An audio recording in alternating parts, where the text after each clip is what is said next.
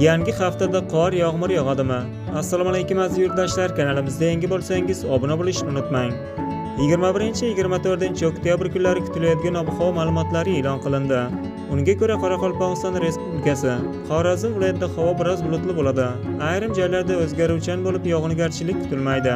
21 oktyabr kuni kechasi 05 daraja iliq, 22-24 oktyabr kuni kechasi 3-8 daraja iliq, kunduz kuni 18-23 darajalik bo'ladi. Buxoro va Navoiy viloyatida havo biroz bulutli bo'lib, ayrim joylarda o'zgaruvchan bo'lib yog'ingarchilik kutilmaydi.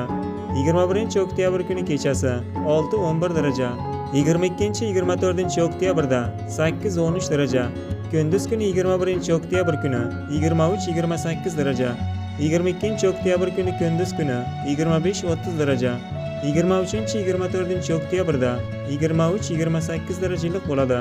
Toshkent, Sirdaryo va Jizzax, Samarqand viloyatlarida havo biroz bulutli bo'lib, ayrim joylarda o'zgaruvchan bo'lib yog'ingarchilik kutilmaydi. 21 oktyabr kuni kechasi 8-13 daraja, kunduz kuni 23-28 darajalik bo'ladi. Qashqadaryo va Surxondaryo viloyatlarida havo biroz bulutli bo'lib, ayrim joylarda o'zgaruvchan bo'ladi. Yog'ingarchilik kutilmaydi. 21 oktyabr kuni kechasi 8-13 daraja, 22 oktyabr kuni kunduz kuni 25-30 daraja, 23-24 oktyabrda kunduz kuni 23-28 darajalik bo'ladi. Andijon, Namangan, Farg'ona viloyatlarida havo biroz bulutli bo'lib, ayrim joylarda o'zgaruvchan bo'lib yog'ingarchilik kutilmaydi. 21 oktyabr kechasi 6-11 daraja, kunduz kuni 21-26 daraja, 22-24 oktyabr kechasi 8-13 daraja, kunduz kuni 23-28 darajalik bo'ladi.